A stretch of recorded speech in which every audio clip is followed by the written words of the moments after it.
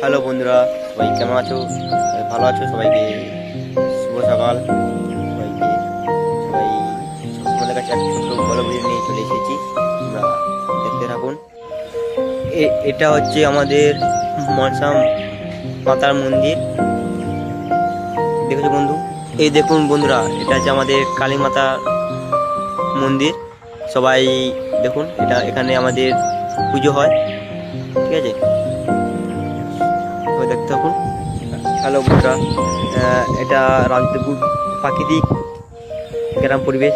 দেখতে থাকুন সবাই।